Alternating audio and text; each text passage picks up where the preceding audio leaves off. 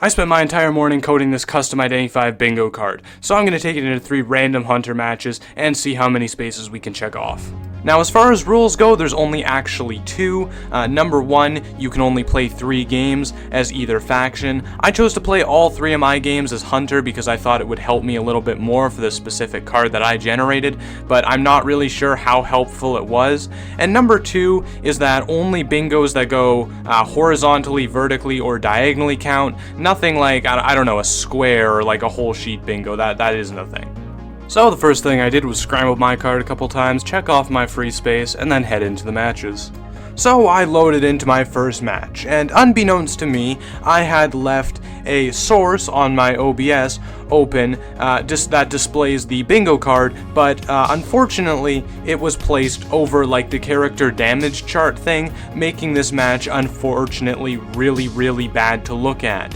However, I did manage to check off 2 spaces at this match with a horrible cipher pop and a missed flywheel a little bit earlier on, but I absolutely got murdered by the survivors otherwise.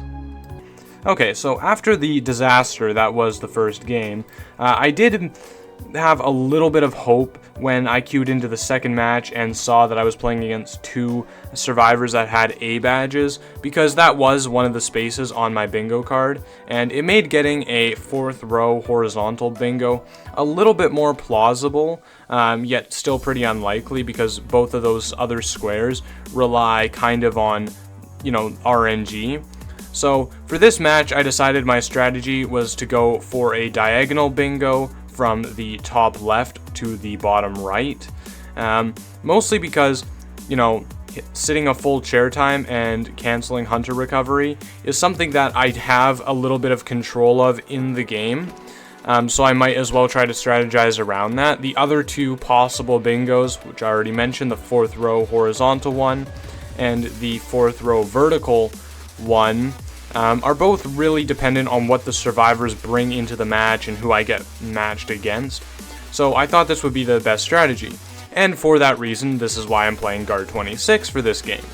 To try and make use of his strong camping ability and forcing a survivor to sit the entire chair time.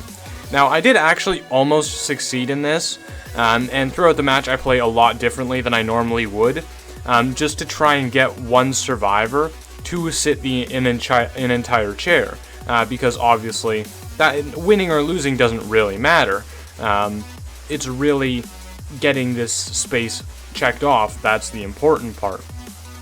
But no matter how much I tried, I just couldn't manage to get the survivor in the chair long enough. I was really close to getting it the first time, and I tried throughout the rest of the match and didn't even come that close again.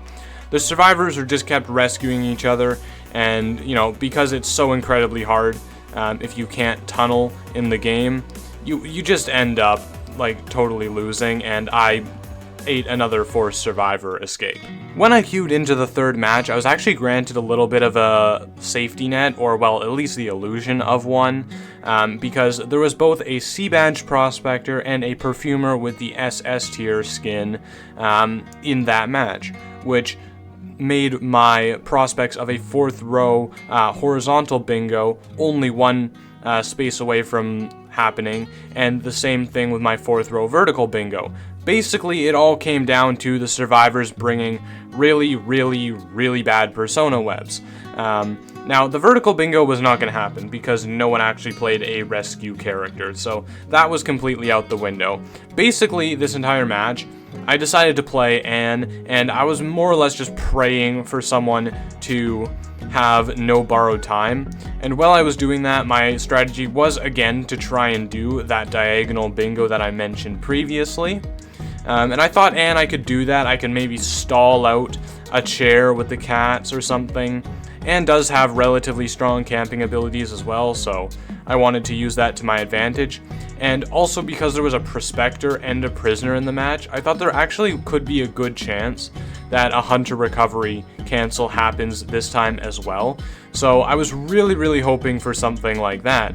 Although none of that ended up happening, and I ended up getting destroyed in the game again.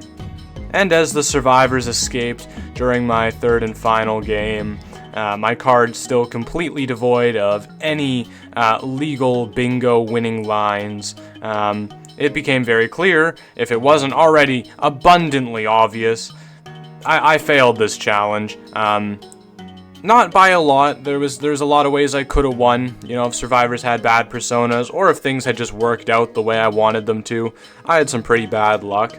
But this challenge ended up being a lot harder than I expected. Like, when I was writing out ideas for these squares, man, like, you know, I was just recollecting, you know, one really bad match that I had with horrible teammates, and that was where the ideas for most of the stuff on here came from. So I was like, you know, bad randoms happen all the time. And I think that was my mistake. I played Hunter. I didn't give NetEase the option to, like, screw me over with bad randoms. But anyway, I might have to return to this challenge in the future to see if I could actually complete it.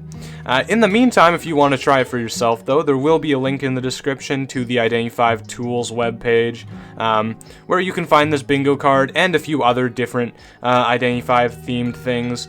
I think right now there's the bingo card, there are the randomizers, and I think there's something else, but I can't remember what it is. I'm also working on like a essence pull simulator thing, so you can pull skins from your favorite essence. Obviously not in the game, but you know, I thought it would be a fun little project to make. So if you want to see that, I guess subscribe, and occasionally I work on it when I stream, so you know, if you want to see the progress, come there then. But if you want more content to watch right now, there's a couple videos. I'm rambling on for too long. Thank you for watching, and I'll see you all in the next one.